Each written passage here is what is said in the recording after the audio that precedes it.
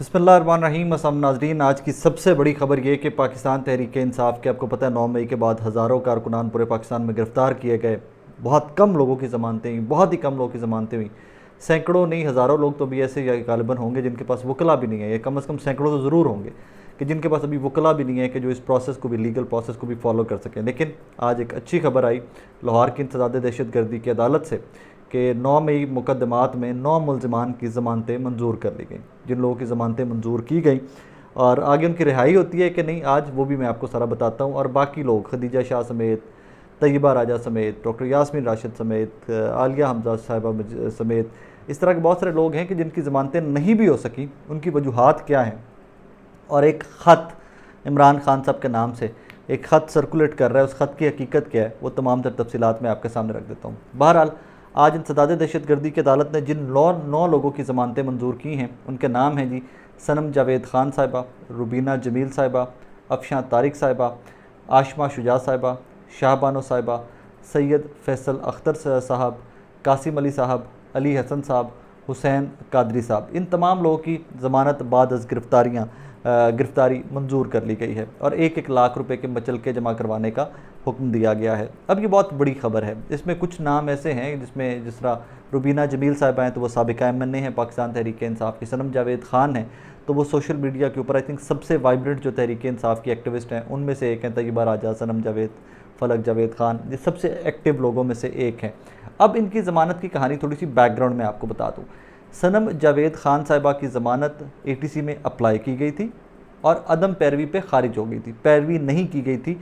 Technical सा एक नुक्ता है, इसको समझिएगा कि ये लोग वेट कर रहे थे, इनके वकला नगीर साहब जो इमरान खान साहब के भी वकील रह चुके हैं या हैं, तो वो वेट कर रहे थे कि हम देख लें कि हाई कोर्ट का मिजाज क्या है, कोर्ट्स का मिजाज क्या है, ऊँट किस करवट बैठता है। लिहाजा अदम पैरवी पे एक ज़मानत सनम जावेद ख़ान साहिबा की पहले खारिज हो चुकी हुई थी। अब पैरवी पे जाकर उनको सेकेंड अटैम्प्ट में ज़मानत यहाँ से मिली है। अब फर्दर किसका प्रोसेस क्या है इन तमाम लोगों का, तो जनाब इसका फर्दर प्रोसेस ये है कि आज जब ये ज़मानत का ऑर्डर हुआ उसके बाद एक लीगल प्रोसेस होता है, मचलके जमा करवाना, रोबकार जारी करवाना, ये वो सारा वो प्रोसेस कंप्लीट किया गया। प्रोसेस कंप्लीट करके उसके ऊपर सिग्नेचर जज साहब के चाहिए। जज साहब के सिग्नेचर करवाने की जब बारी आई तो उसके बाद हम लोग, बहुत सारे रिपोर्टर्स रास्ते में थे, बिकॉज 9 लोगों को एट वंस छोड़ना बहुत बड़ी खबर थी। क्योंकि माजी में हमने देखा है कि 9 मई के जितने लोगों को छोड़ा जाता था, मौके पे कोट लखपत या सेंट्रल जेल से, कैंप जेल से दोबारा गिरफ़्तार कर लिया जाता था। सो हम लोग जेल के रास्ते में थे, तो हमारी जो फैमिलीज़ हैं कुछ उनसे रास्ते में थे, तो उन्होंने बताया कि जी जज साहब ने आज सिग्नेचर नहीं किए, ये कहकर कि आज ऑर्डर सर्कुलेट नहीं हो सका, कि उसकी टाइपिंग में बहुत सारी मिस्टेक्स थी। रीटाइप हुआ है ऑर्डर सर्कुलेट नहीं हो सका, कि मतलब हर मुतल्लिका महकमे तक ऑर्डर की कॉपी नहीं पहुंच सकी। लिहाजा अब आपको सोमवार तक का इंतज़ार करना पड़ेगा, क्योंकि सुबह इतवार है, सुबह छुट्टी है, तो आपको सोमवार तक का इंतज़ार करना पड़ेगा। सो अब इन तमाम लोगों की सुबह 10 बजे 11 बजे सोमवार का टाइम जो है जब ये अदालतें खुलेंगी, सो इन तमाम लोगों को रिहाई के लिए सोमवार तक का इंतज़ार करना पड़ेगा। अब टेक्निकल सी बात ये कि सोमवार तक क्या कोई नया केस तो नहीं डाल दिया जाएगा, सो अब वो देखते हैं। लेकिन आज की तारीख सबसे बड़ी खबर कि 9 लोगों की इकट्ठी ज़मानत होना, सनम जावेद ख़ान, रुबीना जमील, अफशां तारिक, आशमा शुजा, शाहबानो, सैयद फैसल अख्तर, कासिम अली, अली हसन, हुसैन कादरी, ज़मानत बाद गिरफ़्तारी होना 9 लोगों की 9 मई के वाक़यात में कोर कमांडर हाउस 96/23 में बहुत बड़ी खबर थी। अब सोमवार को देखते हैं कि रिहाई मुमकिन होती है या नहीं होती। अब आज के बाकी लोग कि उनकी ज़मानतें क्यों नहीं हो सकी, तो जनाब कहानी ये है कि उन लोगों की ज़मानतें लाहौर हाई कोर्ट अप्लाई की गई थी। ATC से पहले रिजेक्ट हुई उन तमाम लोगों की, खदीजा शाह साहिबा की, आलिया हमजा साहिबा की, इन तमाम लोगों की ज़मानतें रिजेक्ट हुई। रिजेक्ट होने के बाद ये वापस ऊपर चले गए, लाहौर हाई कोर्ट चले गए। लाहौर हाई कोर्ट में ये केस ज़ेर समाअत था, तो लाहौर हाई कोर्ट के ज़ेर समाअत होते हुए यहाँ पर पुलिस ने ये प्ली ली कि जी हमने मज़ीद दफ़ात FIR के अंदर शामिल कर दिए, इनके मज़ीद कह लीजिए कि शवाहिद मिले हैं, ये मज़ीद दफ़ात शामिल कर दिए। लिहाजा उसके ऊपर हाई कोर्ट ने डायरेक्शन दी कि आप वापस जाइए ATC दोबारा केस सुने नई दफ़ात की हद तक, और उसके बाद फिर हमारे पास वापस लेकर आइएगा। इसका तहरीरी फ़ैसला डिटेल्ड नहीं आया, वकला ने नहीं पढ़ा। मेरी परसेप्शन और खदीजा शाह साहिबा, तैयबा राजा साहिबा और आलिया हमजा साहिबा, डॉक्टर यास्मीन राशिद साहिबा और बाकी लोग हैं जिनका हाई कोर्ट से वापस केस नीचे आया है, उन तमाम लोगों की परसेप्शन ये है कि जनाब ये वहाँ से ATC से ज़मानतें रिजेक्ट इसलिए हो जाएंगी क्योंकि ATC पहले ये ज़मानतें रिजेक्ट कर चुका है और उसके बाद ये हाई कोर्ट गए थे। अब जो ज़मानतें हाई कोर्ट ATC खुद से रिजेक्ट कर चुका हुआ है पहले एक दफ़ा, उन्हीं मुलजिमान को दोबारा से ज़मानत देगा नहीं। लिहाजा ये ATC से ज़मानतें रिजेक्ट होंगी, दोबारा हाई कोर्ट जाएंगी और हाई कोर्ट से जाकर ज़मानतें कंफर्म होती हैं या नहीं होती वो एक कहानी अलग से है, उसको हम आगे फर्दर चलकर देखेंगे।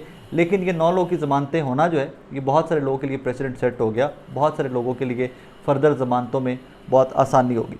अब कुछ लोग इन ज़मानतों को एक ख़त से जोड़ रहे हैं कि इमरान खान साहब ने गालिबन कोई ख़त लिख दिया है और वो जो ख़त है उसकी वजह से ये ज़मानतें हो रही हैं। अब इसकी मैं वो ख़त पढ़ देता हूँ आपके सामने। वो ख़त इस तरह जनाब, कुछ माफ़ीनामा उसका टाइटल है, मैं साथ चलाने की भी कोशिश करता हूँ।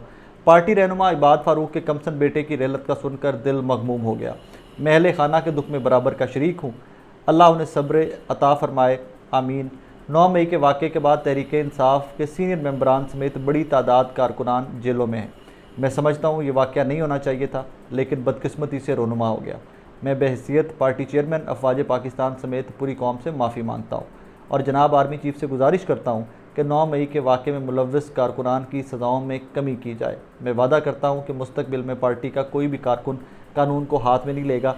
21/9/2023 इमरान खान और इमरान खान साहब के सिग्नेचर है साहब। अब इसके ऊपर सवाल ये पैदा होता है कि क्या ये जो रिलीफ मिल रहा है, जो कारकुनान की ज़मानतें हो रही हैं, इस माफ़ीनामे के बाद हो रहा है? तो सवाल यहाँ पर सबसे बड़ा ये है कि क्या ये माफ़ीनामा ओरिजिनल है?